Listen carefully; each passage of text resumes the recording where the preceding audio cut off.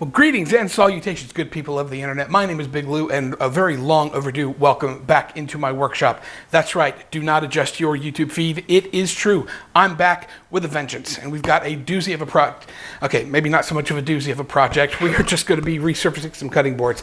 I've made some cutting boards for some people over the years, and as you use them, they tend to get all nicked and cut up and just need to be resurfaced. So that's what I'm going to be doing today.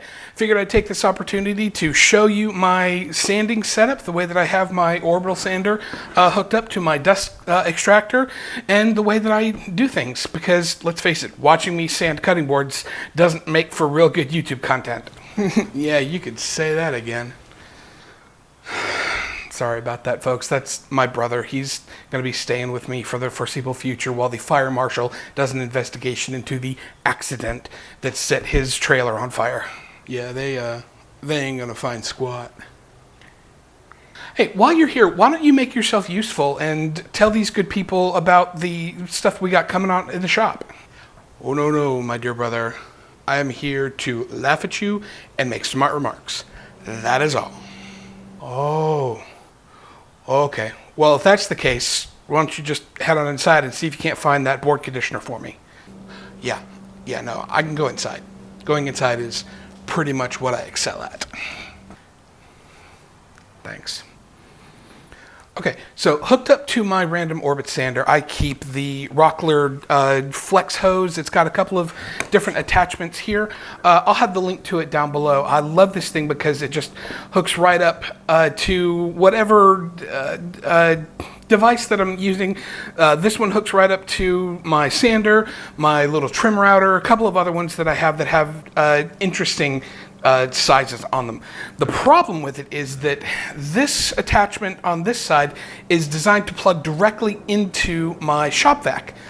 I don't like plugging it directly into the shop vac because I want to use my Oneida Dust Deputy, and I don't want to have this reach all the way there. So I want to plug that into my hose that goes into the Dust Deputy. So what I have here is just a 2" by 2" fitting that I got in the plumbing section at Home Depot. You can get them at Lowe's or whatever big box store you go to, and that fits right there. And I have, this is I believe a number 10 hex screw, and that just tightens down. And then I have this that'll just sit there right there, and it goes right into the Dust Deputy. Now we can get to sanding.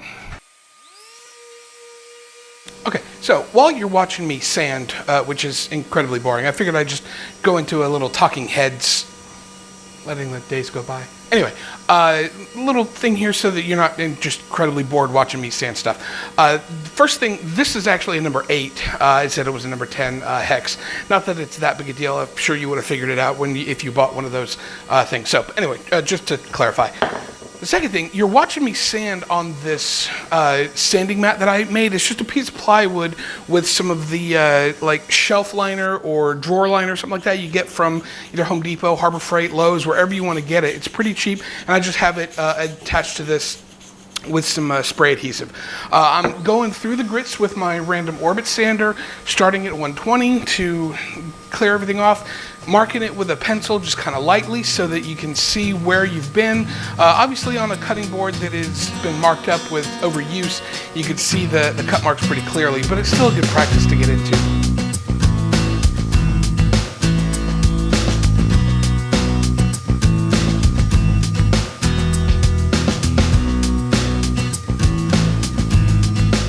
Okay, so I'm all done sanding, and I can tell by squirting some water on it here in a squirt bottle.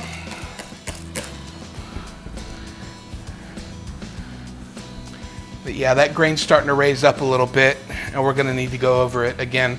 And I figured we would, which is no problem. So I'm gonna go ahead and get all these squirted down and raise that grain a little bit, and then we'll go over it with some 220 grit sandpaper. You could go up to 320 if you wanted to, but that's just overkill, and for a cutting board it really doesn't need to do that. So, and just with a little hand sander, you don't need to get the random orbit out for this step. So let's get to work.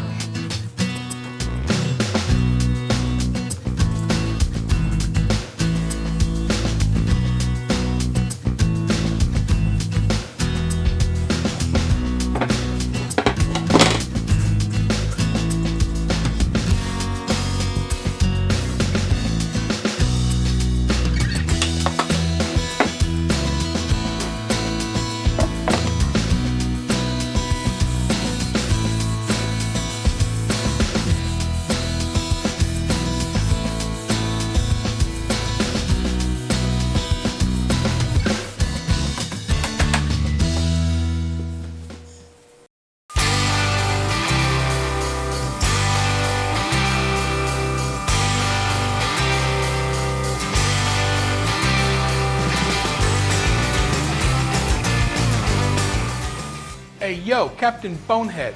Did you find that board conditioner I told you to go get? Cool. Thanks.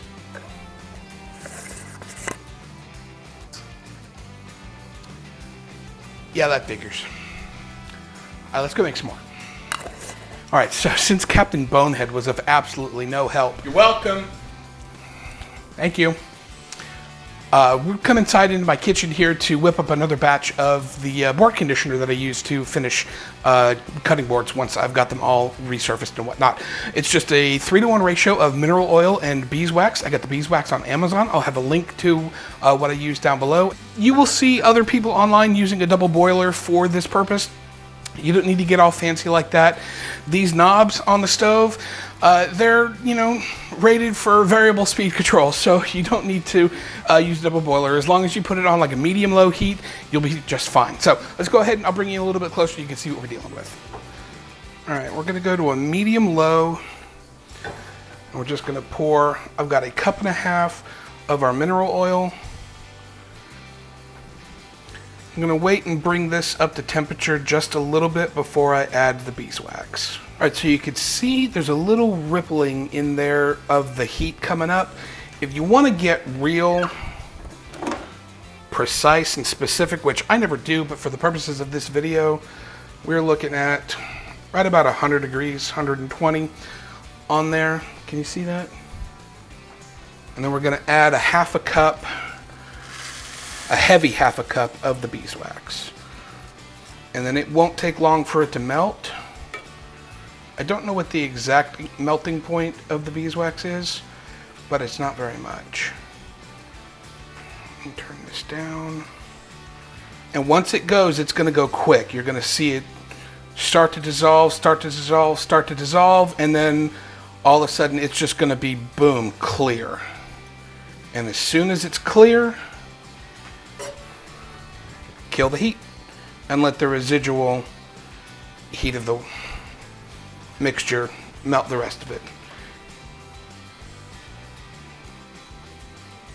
Okay, so you don't want to use this while it's hot. You want to wait for it to set up. I'm going to leave it in this pot because I've got several cutting boards that I need to refinish and stuff. So once this sets up, I'm going to use it on my cutting boards and stuff like that. Once I'm done out there, I'll reheat this up, remelt it, and then I'll pour it into some tins and give it away as gifts or give it to the people that I have the cutting boards for so that they can use it in the future. So give this, I don't know, 15, 20 minutes to fully cool, maybe 30 minutes to fully cool. Grab a snack, grab some lunch, grab a beer, whatever, and then we'll head out to the shop. So.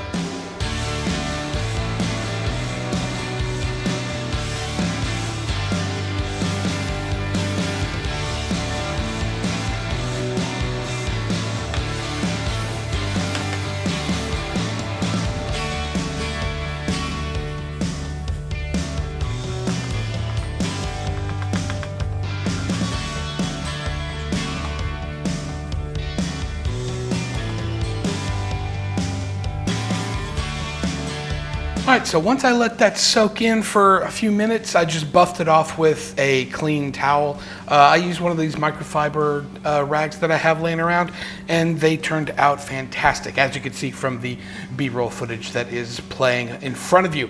As far as the Big Lou's board balm, I am gonna have these for sale on my website once I get the website up and running. So if you have some cutting boards that you need refinished or just want to have these and support the shop, they will be on the website for sale sometime in the near future. I'll have a link that pops up here when they are there and down in the description below. I will also put a link to the beeswax that I used down there as well. That will be eventually be an Amazon affiliate link, so that's an easy way for you to support the channel.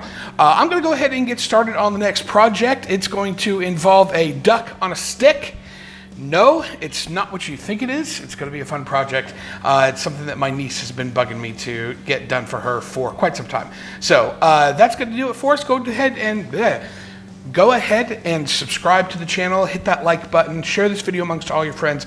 Really helps the channel out a lot. And until next time, stay inspired, stay motivated, stay safe. We'll see you next time.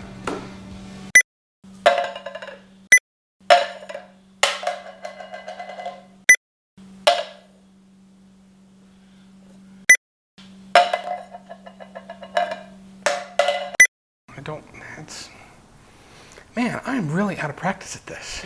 Yeah, you are. Oh, shut up.